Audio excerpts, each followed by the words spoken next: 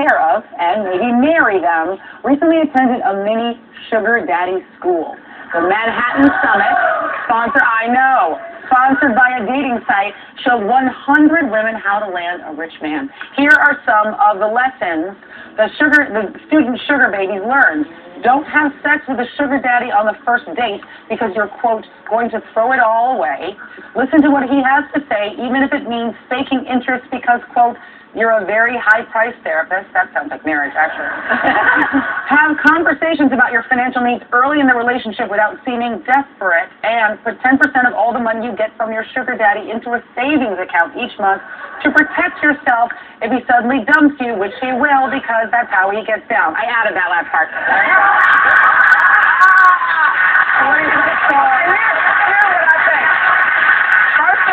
This is a very good course. It's necessary for some women. I just want to know, can you take it online? Because I might not be able to go somewhere. But I will say this. I have never, like I said earlier, had sex with a man for money, but I will accept the gratuity. A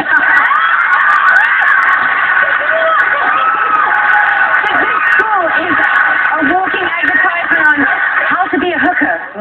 No, a high-class call girl. High class because they take money in the bank? Yeah, or a second wife. What makes you the hooker or the call girl in this situation? What makes you Because you're going somewhere to try and learn tools to marry somebody for their money, not their brain. Not that he tells you, like, pretend to be interested in what they're talking about. Married people, that's you. What? You rich. I want to marry you, so I got. I got to came my own way. That's called a first date. I know. I don't want to be owned by a man.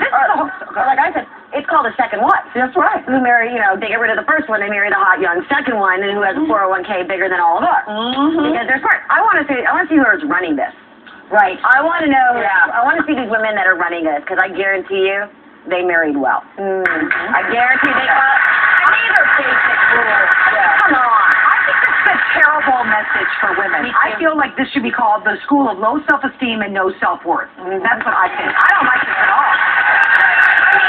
It's the opposite of like empowering women that they can do things on their own. They don't need someone to support them or whatever. I mean, well, I'm going to double down on what Cheryl said, which is big bank always take little bank. That's right. So the last rule should be go out there and get an education and get some skills and get a job. You can pay your own bills and you never have to ask. My advice to women would be your own sugar mama, all right? Before we go, don't forget to join Twitter to join our conversation. We'll be right back. The truth of the matter is, my experience has been chicks are always looking for a bigger and better deal. Oh, they'll pretend like they're concerned about you and everything like that. But they got their eyes on the bigger and better deal. There's this book that was called The Predatory Female that was put out, I guess, maybe 20 or 30 years ago. It explained in detail how they think that they can put their claws in you, that they will pretend like if you said that you like eating dog shit, they would say, oh, I found somebody else that likes eating dog shit too. It's called the chameleon. They will look at and see what your interests are, and they may even hate it. But all of a sudden, they're concerned about whatever interest it is. It could be something as ridiculous as taking and piling pennies or something like that to see how big of a stack that you could do. So the truth of the matter is, this all started with this bullshit palimony with Lee Marvin and Michelle Triola Marvin when they started this bullshit called palimony. Before that, a woman could not just take and just land on somebody's doorstep, figure out a way to con their way to get into the man's place, make her little nest there, and then all of a sudden after so many months, 6 months I think it is, it's called common law wife. At one time there wasn't that. So So the truth of the matter is, when they say that they like you for you, that's a motherfucking lie. I ain't got a pot to piss in the window, throw it out. I ain't got that much. I don't give a shit. But I'll tell you what, Jimbikeman, I've tried to do things to make this a better world. And I'm imperfection, so don't look at me for perfection or anything like that. But in Panama City, Florida, there used to be hundreds of boom cars going up and down the road. I've been thrown in jail 3 times. Back in 2003, I got thrown in jail. 2011, I got thrown in jail. 2014, I was charged by an idiot clown cop in Panama City, Florida. Tried to take it to a jury trial. They wouldn't let me.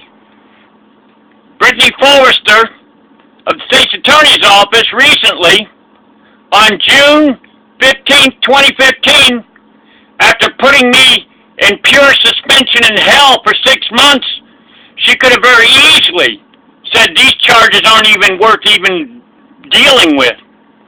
But she was hoping that I would cave in.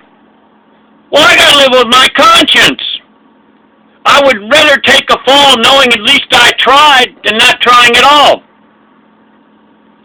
So the truth of the matter is, chicks are taught at an early age how to test a guy. How? Test them, go into a real expensive restaurant. Just dawdle on the food. Don't eat it. Leave a full plate. Then check out their fucking reaction. Hey, check out what kind of vehicle he's got. See if you can somehow or another get a hold of his wallet. Hey, I just volunteered to wash your clothes, but I checked every motherfucking thing in your wallet. Or nowadays, we got smartphones. They might use an excuse with the smartphone. Oh, I gotta make an emergency phone call. In the meantime, while they're pretending like they're calling, they might be carrying on a conversation sounding like they're calling, but in the meantime, they're checking your smartphone. The ugly truth of the matter is also, if you're born an ugly motherfucker, and I'm the first to say it, I know I was born an ugly motherfucker, okay? The truth of the matter is, beautiful people, good-looking people, will politely tolerate ugly people.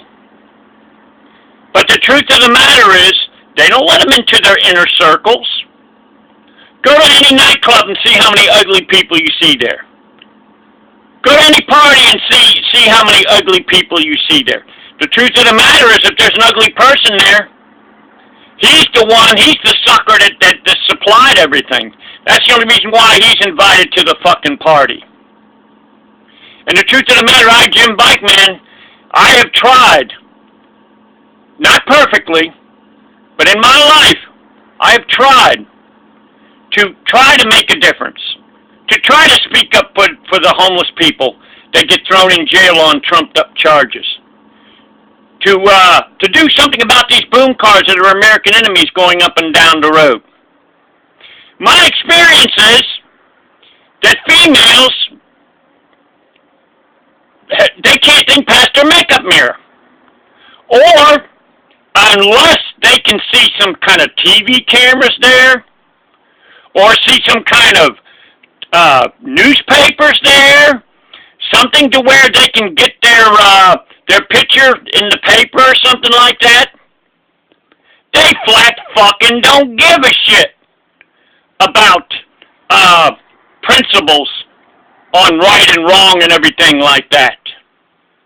And the truth of the matter also is, this prick-teasing bullshit thing, what gives a bitch a right to prick-tease a guy, yet she can turn around and say no? Well, what if that same bitch was told she won the lottery, and then she's told, guess what? After maybe a year being told, well, look here, we're in the process of verifying that you won. Then after a year's time where this bitch has already spent the money that she won, then she's told, guess what? You fucking thought prick teasing was okay? Well, we figured money teasing was okay. So the truth of the matter is, I have found that bitches don't give a shit about anybody unless they can figure out some way to profit off of it. And I, Jimbikeman, have invited many chicks to help me in my struggles. Not just for me, but for other people.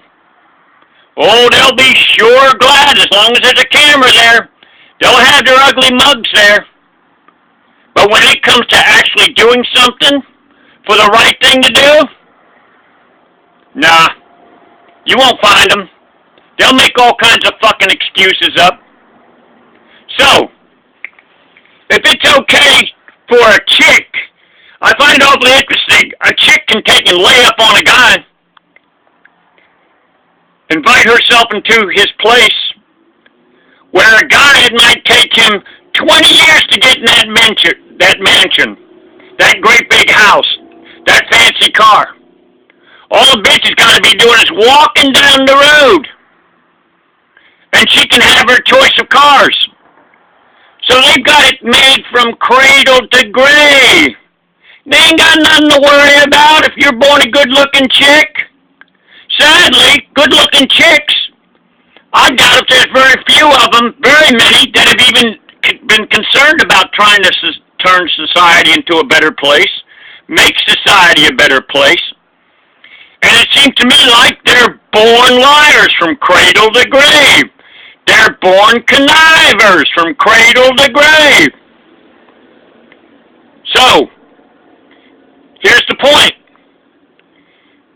It's okay, a chick in 1 hour can be in a mansion where it took a guy 20 years to buy that mansion. A chick can be in 5 seconds in a fucking expensive car that the guy took maybe 5 years to get himself. So the truth of the matter is, they're always looking for a bigger and better deal. And I invite you to prove me wrong. So anyway, this is Jimbikeman here with my rant and raving here. As of June 19th, 2015, this was on the talk show on CBS.